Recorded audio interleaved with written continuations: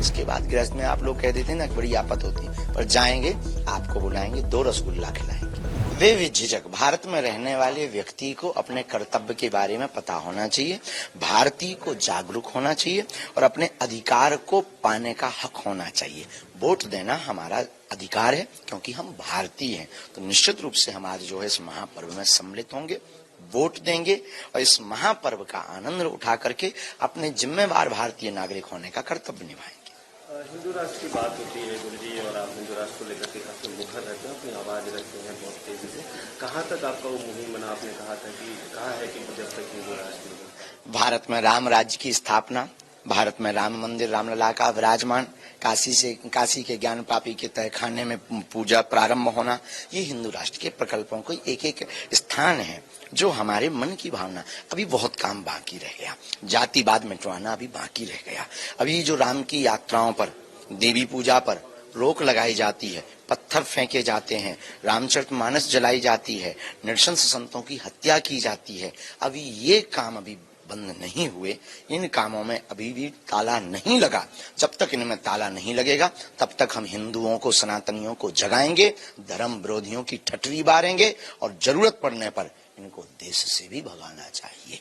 बागेश्वर पीठ के पीठाधीश्वर धीरेन्द्र शास्त्री से क्या आपके टीवी के माध्यम से, चैनल के माध्यम से हम यही नम्र प्रार्थना करते हैं। विश्व का सबसे बड़ा लोकतांत्रिक महापर्व भारत मनाता है और हमारा अधिकार है, भारतीय होने का अधिकार है, इसलिए हमें अपने अधिकार को स्वविवेक से जाकर के वोट डाल करके अपनी मजबूती के साथ में लोकतंत्र के इस महायज्ञ में अपनी आहुति देनी चाहिए, क्योंकि यह भी एक महायज्ञ है। मेरा एक आखिरी सवाल है, आपके गृहस्थ जीवन को लेकर कब तक आप?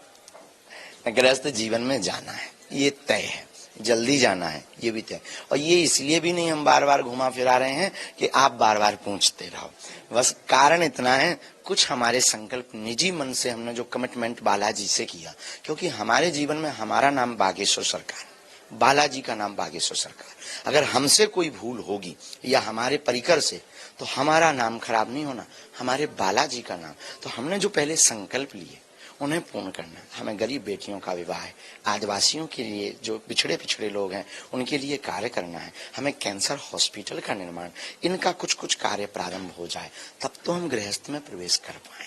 तो हम संकल्पों में दिन रात लगे हैं, मेहनत कर रहे हैं, क्योंकि यह बुंदेलखंड है, बड़ा पिछड़ा इलाका है, सड़कें भी यहाँ ठीक नहीं, पानी भी नहीं, शिक्षा भी यहाँ, भारत में भिक्षा तो मुफ्त है, शिक्षा कठिन है। शिक्षा हो गई यहाँ पर बहुत हॉस्पिटलाइज स्थिति से। जिस देश की दवाइयां महंगी और डॉक्टर लापरवाह होते हैं, उस देश में भभूति बिकने लगती है।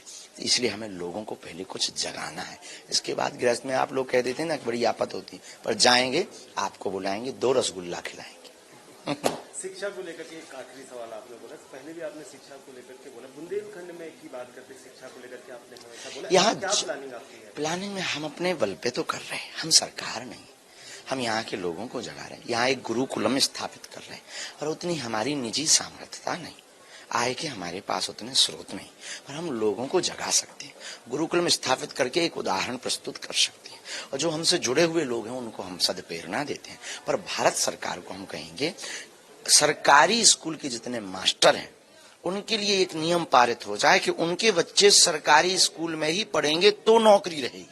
तो हमें लगता है शिक्षा का स्तर सुधरेगा, विद्यालयों में जाने की नियमितता बढ़ेगी और भारत का सुधार होगा। और शिक्षा इस देश में सबसे ज्यादा शिक्षा बिक रही है। शिक्षा मुक्त हो, भिक्षा मुक्त भारत हो, शिक्षा मुफ्त भारत हो, यही हमारा संकल्प है, यही हमारी प्रेरणा।